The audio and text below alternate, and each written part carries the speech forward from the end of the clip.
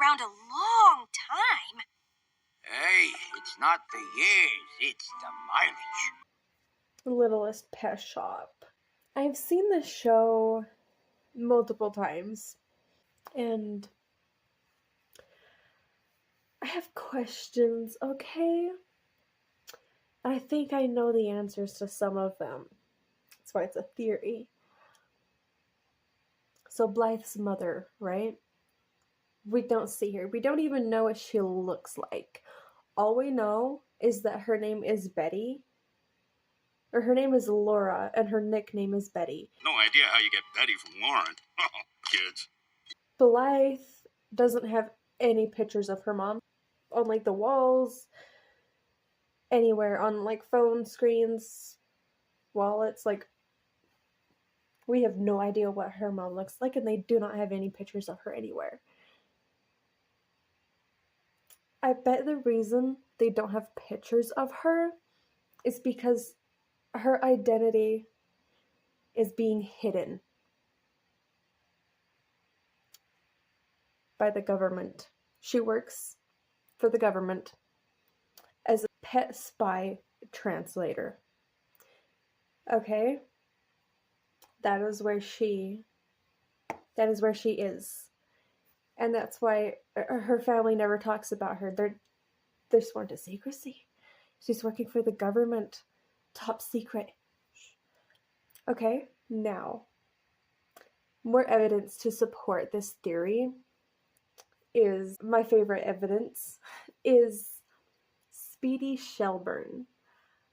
He's a pet tortoise. They get dropped off on season 4, episode 1. And in this episode, this turtle mistakes Blythe for her mother because this turtle once belonged to her mother.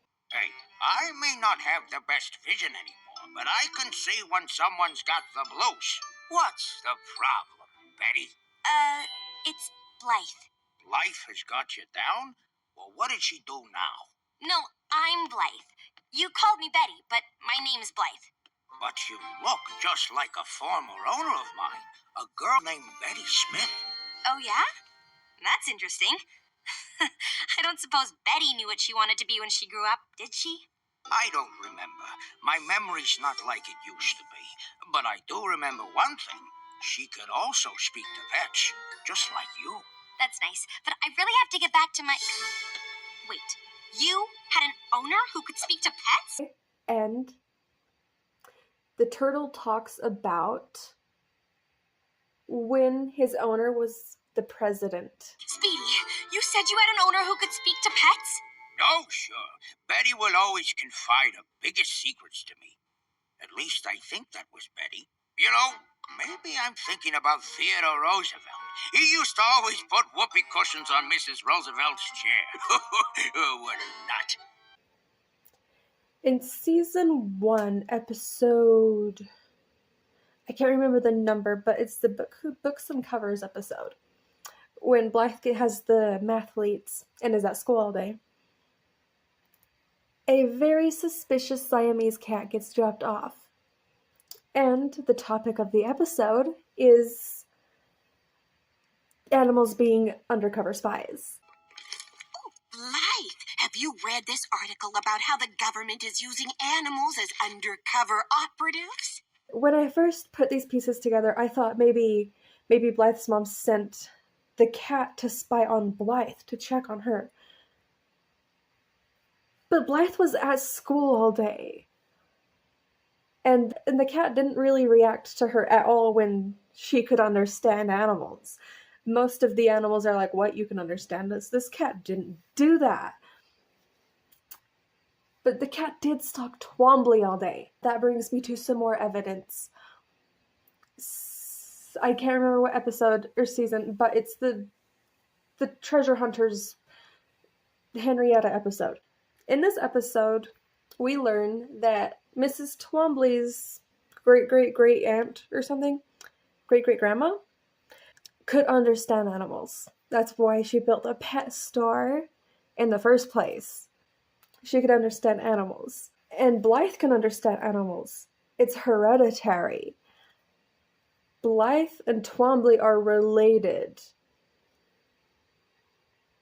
somewhere. Like, I don't know if I'll ever map out a family tree, but they're in there. So that makes me think that maybe the Siamese cat was spying on Twombly to see if she could understand them. Or she's holding on to a family secret or something. I don't know. One more very intriguing thing about the pet communication ability. In this one episode, Blythe gets really, really sick, and her dad feeds her this really gross cold medicine, and it takes away her ability to understand animals. And she freaks out, reasonably so, and in the end, then I'll just play the clips. I'll just play the clips. Well, one more dose of this should do the trick. Do I have to? It tastes icky, like it's made from old socks. I don't see old socks listed as an ingredient, but get a load of some of the weird possible side effects.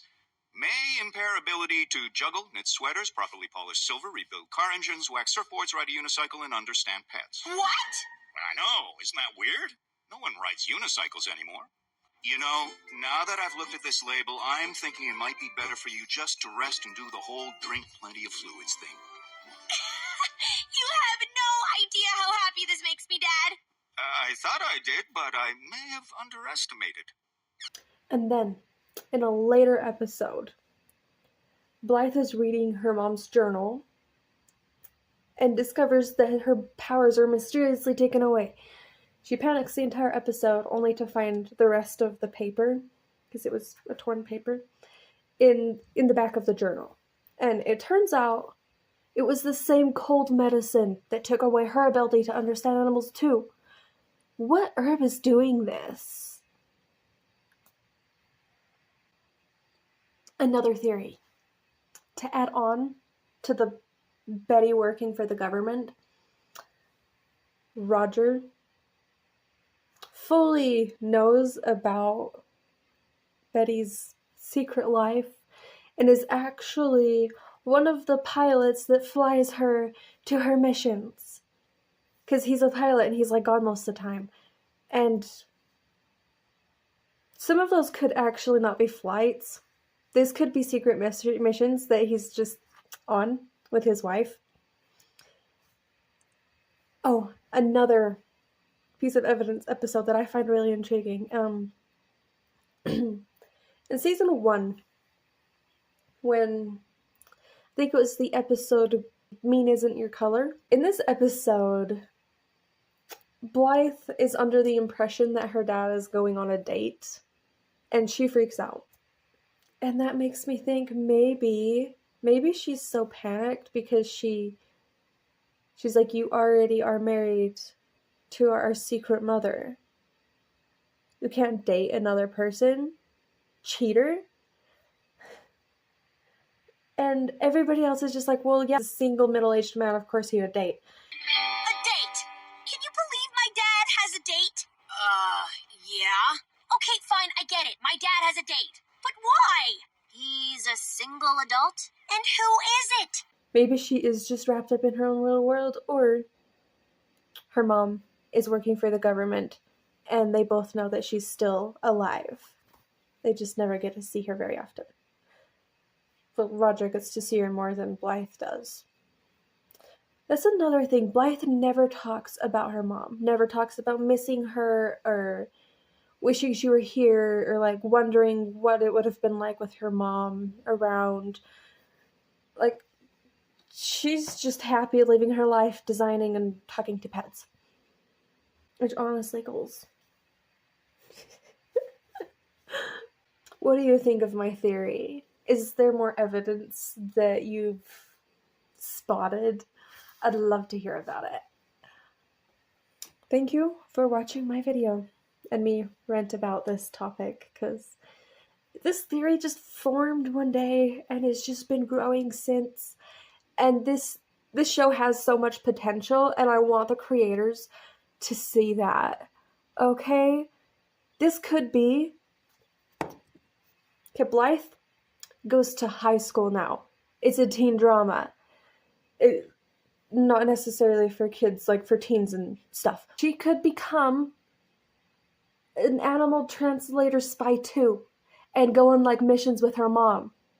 And then she could like balance both of the lives, and it could be so much potential, so much episodes, so many secret little missions all over the world. You could educate the children of this generation. Please, you've got to do this. That'll be perfect. I'm giving you like $1 million idea. Please. I just want to watch it. I will write it. I will write it myself. I will write it, actually. Yes. Yeah, okay, see you next time. Put that doorknob back! You don't know where it's been! Where have they been, Mrs. Twombly? Where have they been?